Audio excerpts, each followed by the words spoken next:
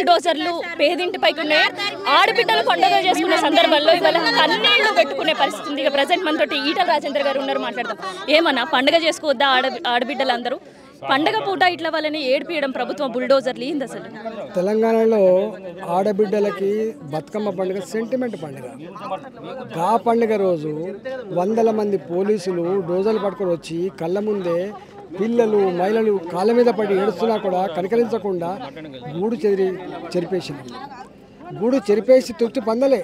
వీళ్ళకు తాగే నీళ్లకు ఉన్న ఏకైక మార్గం బోరు. ఆ బోరు నీళ్లు చేదుకునేది కాదు, బోర్లా బావులు లేవు, ఇక్కడ నల్లాలు లేవు. అంటే వాళ్ళు నిన్న నుంచి ఇవాళ వరకు వండుకుందామంటే నీళ్ళు లేవు, తాగుదామంటే నీళ్ళు లేవు, వాళ్ళ పశువులకు నీళ్ళు లేవు, వాళ్ళ జీవాలకు నీళ్ళు లేని పరిస్థితి ఉన్నది.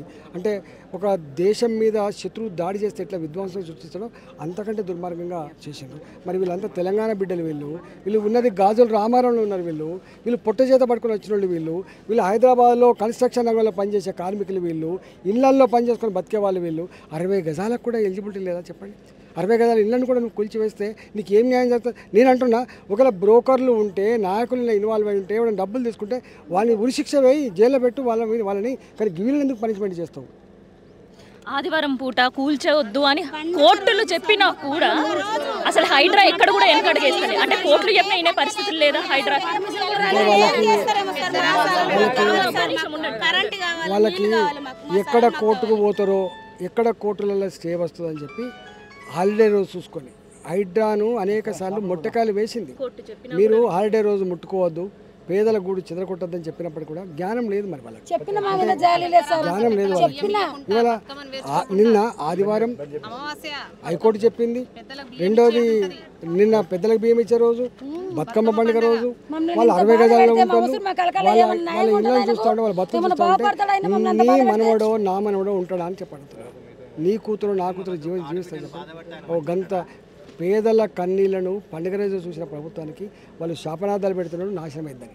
సరే, ఏంటి ఎక్కడ కూడా బుల్డోజర్లు హైరేస్ బిల్డింగ్ల వైపు వెళ్ళట్లే. కాజాగూడ హైటెక్ సిటీ వైపు చూస్తే అన్ని హైరేస్ బిల్డింగ్సే, సాఫ్ట్వేర్ కంపెనీసే. ఎందుకు ప్రతిసారి హైడ్రా టార్గెట్ అంటే పేద ప్రజలే, లేదంటే బస్తీలు కాలనీల గుర్తుకొస్తున్నాయి? వాళ్ళకి ఏంటంటే ఇవన్నీ గుంజుకోవాలి, అమ్ముకోవాలి. వాళ్ళ జోలికి పోయే దమ్ము ఉండదు కదా. ఇప్పుడు 100 ఎకరాలు కబ్జా పెట్టినటువంటి వాళ్ళు, ఇప్పుడు శంకర్ హిల్స్ ఉన్నది, లేకపోతే చుట్టుపక్కల అనేక 100,000 ఎకరాల భూములు ఉన్నాయి, పెద్దల చేతిలో ఉన్నాయి. పెద్దలు గతంలో ఆక్రమించుకొని కట్టినటువంటి బంగ్లాలు ఉన్నాయి. మీకు అయ్యప్ప సొసైటీ గురించి తెలుసు. వాళ్ళ జోలికి పోయే దమ్ము ఈ ప్రభుత్వం లేదు కదా. వీళ్ళంతా నోరు లేనోళ్ళు, కోట్లకు పోయే దమ్ము లేనోళ్ళు వీళ్ళు.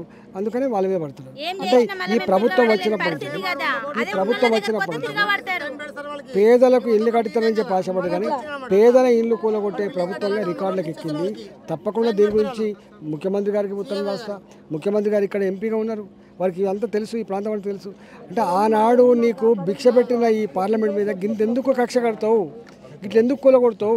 నీ ఇంటెలిజెన్స్ పోలీసులను పంపించు, గాజు రామారం మొత్తం ఎంక్వైరీ చేయి. నేను అంటున్నా, ఒకవేళ బ్రోకర్లు ఎవరైనా డబ్బులు తీసుకుంటే వాళ్ళు ఉరిశిక్ష వేయి, వాళ్ళు జైలు పెట్టు, మేము అదంటలేం. కానీ పేదలు ఇల్లు మాత్రం కూలగొట్టుకో. సో ఇదనమాట. మొత్తానికి అయితే మళ్ళీ ఇంకోసారి గాజుల రామారం బస్తీ దగ్గర బుల్డోజర్లు ఎంతమంది పేదలు ఉన్నా కూడా వద్దు మా ఇల్లు కూల్చొద్దు అని బతిమలాడినా కూడా బుల్డోజర్లకి ఎక్కడికక్కడ ఇల్లు కూల్చేసే పరిస్థితి. సో కొంతమంది గాజుల రామారంలో ఎన్ని సంవత్సరాల నుంచి ఉన్నారు, వాళ్ళ పరిస్థితి ఏంది, నిన్న సిచ్యువేషన్ ఎట్లా ఉండే, ఇట్లాంటి విషయాలు కూడా తెలుసుకుందాం.